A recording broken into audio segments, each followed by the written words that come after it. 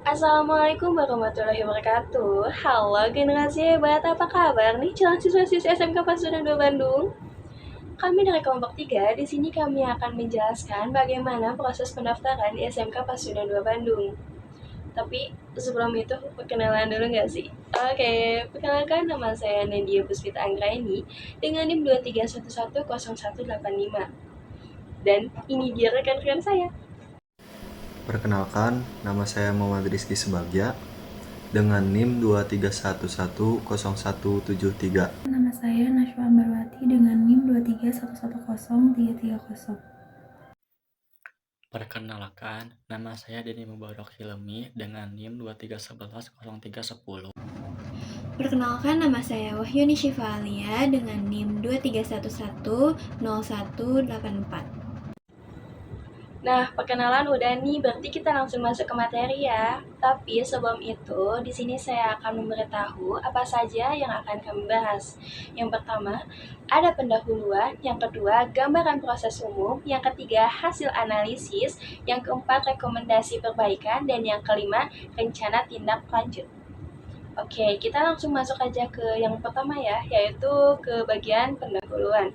Nah, di sini tuh ada latar belakang dari SMK Pasundan 2 Bandung, yang dimana proses pendaftaran siswa baru di SMK Pasundan 2 Bandung masih dilakukan secara hybrid, yaitu kombinasi antara online dan juga offline. Meskipun memberikan fleksibilitas, metode ini menimbulkan sejumlah tantangan seperti verifikasi manual, duplikasi data, serta keterlambatan informasi. Oleh karena itu, diperlukan transformasi digital penuh untuk menciptakan proses pendaftaran yang lebih efisien, terintegrasi, dan ramah pengguna, guna mendukung kemajuan layanan pendidikan di era digital. Selanjutnya, saya akan menjelaskan tujuan presentasi. Yang pertama, menjelaskan alur proses pendaftaran siswa baru di SMK Pasundan 2 Bandung yang masih bersifat hybrid. Yang kedua, mengidentifikasi permasalahan dan bottleneck dalam proses pendaftaran yang sedang berjalan.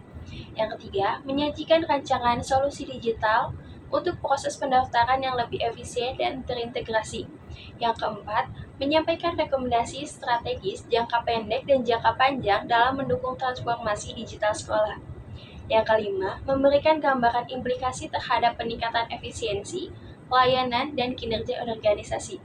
Selanjutnya, 2. Gambaran umum proses.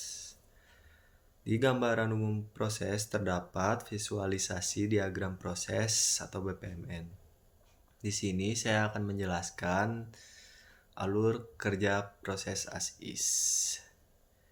Yang pertama, calon siswa datang ke sekolah untuk melakukan pendaftaran, lalu calon siswa diharuskan mengisi formulir terlebih dahulu. Dokumen dikumpulkan dalam bentuk fisik secara manual.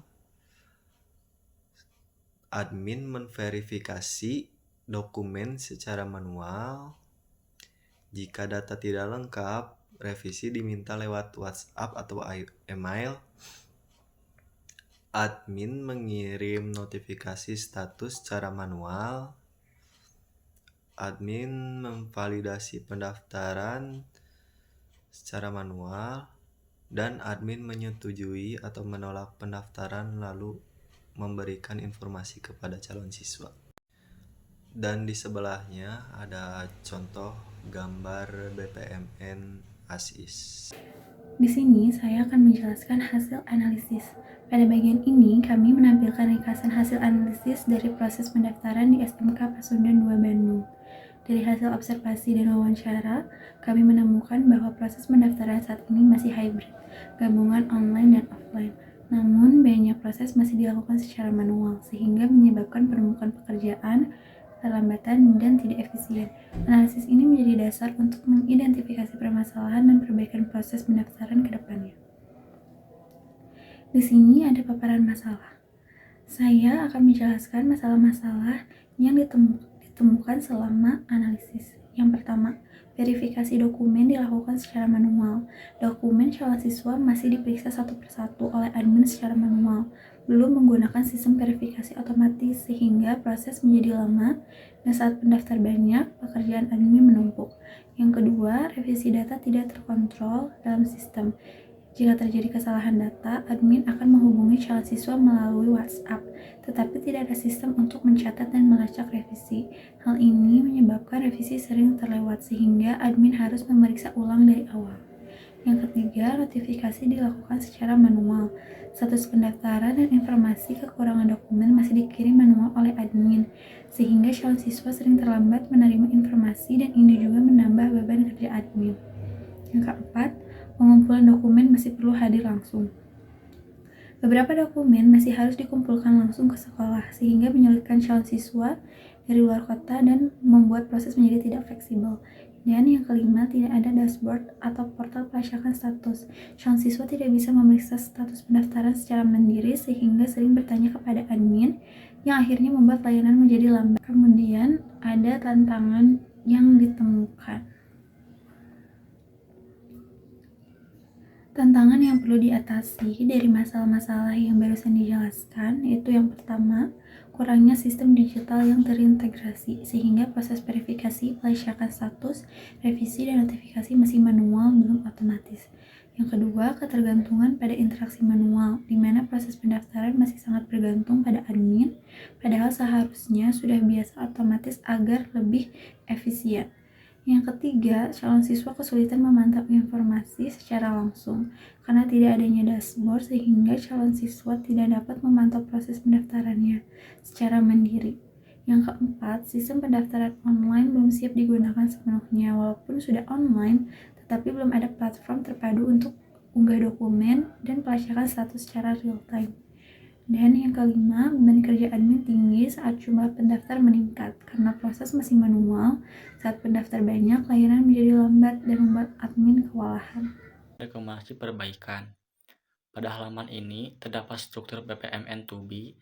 Struktur ini adalah untuk mengembangkan pendaftaran secara daring yang ada di SMK 2 Pasundan Bandung. Dari struktur ini, kita bisa menerapkan sistem yang sudah dibangun dengan BPMN ini ke dalam kasus yang lebih nyata.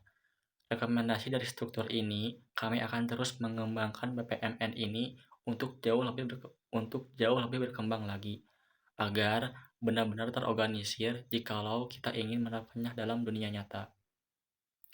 Pada slide ini adalah potensi manfaat untuk struktur BPMN2B yang kita bangun saat ini. Di antaranya yaitu digital penuh dokumen dan verifikasi, proses lebih cepat tanpa perlu datang ke sekolah, mengurangi antrian dan dokumen fisik, lebih ramah lingkungan dan hemat biaya. Selanjutnya yaitu ada optimalisasi peran admin, di mana admin itu lebih fokus pada tugas penting dan strategis. Juga beban kerja admin itu lebih berkurang. Selanjutnya yaitu pengembangan portal calon siswa dashboard. Calon siswa bisa memantau secara mandiri, mengurangi pertanyaan ke sekolah, serta meningkatkan transportasi dan kepuasan pengguna. Selanjutnya yaitu otomatisasi notifikasi dan komunikasi. Informasi disampaikan lebih cepat dan akurat, menghindari miskomunikasi, mengurangi beban admin dalam memberi kabar. Selanjutnya, penyempurnaan mekanisme pembayaran daring. Proses pembayaran lebih mudah dan fleksibel kalau dilakukan secara daring. Juga pembayaran itu langsung lewat QR ataupun berupa transfer, jadi tanpa harus datang ke sekolah. Untuk bagian akhir, yaitu ada penerapan logika bisnis untuk validasi awal, di mana poin ini adalah mengurangi kesalahan pengisian data, mencegah dokumen tidak lengkap untuk proses selanjutnya. Revisi bisa diminimalisasikan sejak awal. Rencana tindak lanjut. Strategi jangka pendek 0-1 tahun. Untuk strategi jangka pendek atau dalam kurun waktu 1 tahun ke depan terdapat 4 langkah. Pertama, mengembangkan dan menguji sistem pendaftaran online. Sistem ini akan mencakup fitur pengisian formulir digital, upload dokumen, notifikasi otomatis, dan dashboard siswa. Uji coba akan dilakukan secara terbatas untuk melihat respon awal dari pengguna. Kedua, Menyusun SOP atau prosedur operasional standar. Ini penting agar seluruh staf sekolah memahami alur baru yang sepenuhnya digital, termasuk proses revisi dan verifikasi data. Ketiga, pelatihan admin dan staf. Menyadari bahwa digitalisasi bukan hanya soal sistem, tapi juga kesiapan SDM. Melalui pelatihan ini, admin akan lebih siap menghadapi perubahan dan lebih efisien dalam mengelola pendaftaran. Keempat, sosialisasi ke calon siswa dan orang tua. Menyediakan buku panduan digital, video tutorial, dan informasi yang disebar melalui media sosial dan website sekolah. Strategi jangka panjang 1-3 tahun. Dalam strategi jangka panjang terdapat susunan 5 langkah lanjutan. Pertama, integrasi dengan sistem informasi akademik sekolah atau SIAS. Artinya, data dari proses pendaftaran akan langsung terhubung dengan sistem akademik, sehingga tidak perlu input ulang. Kedua, evaluasi dan pengembangan berkelanjutan. Melakukan penyesuaian sistem secara rutin berdasarkan feedback pengguna. Ketiga, penerapan teknologi AI dan RPA. AI akan digunakan untuk memverifikasi dokumen otomatis seperti NIK dan format file. Sedangkan RPA akan menggantikan proses rutin secara pengiriman notifikasi dan pelaporan. Keempat, digitalisasi layanan sekolah lainnya. Sukses dari digitalisasi pendaftaran akan menjadi model untuk layanan seperti pembayaran SPP, pengajuan surat, dan nilai siswa. Kelima, penguatan infrastruktur dan keamanan data. Memastikan sistem ini aman dengan server yang memadai, backup data, dan proteksi terhadap kebocoran informasi pribadi siswa. Monitoring. Untuk memastikan keberhasilan implementasi, terdapat 6 indikator utama monitoring. Waktu proses pendaftaran. Memantau apakah waktu dari awal pendaftaran hingga diterima lebih cepat dibanding sebelumnya. Efisiensi kerja admin. Mengukur pengurangan beban kerja admin setelah sistem otomatis diterapkan. Akurasi dan kelengkapan data. Mengecek apakah data dan dokumen calon siswa lebih lengkap dan minim kesalahan. Keamanan data. Menilai apakah data calon siswa aman dari kebocoran dan akses yang tidak sah. Kinerja dan ketersediaan sistem. Memastikan sistem bisa diakses 24 jam, terutama saat pendaftaran membludak. Kepuasan pengguna. Mengumpulkan pendapat siswa dan admin tentang kemudahan sistem dan kejelasan informasi. Indikator ini membantu sekolah melakukan evaluasi yang objektif dan terukur. Sekian dari kelompok kami, mohon maaf jika ada salah kata. Wassalamualaikum warahmatullahi wabarakatuh.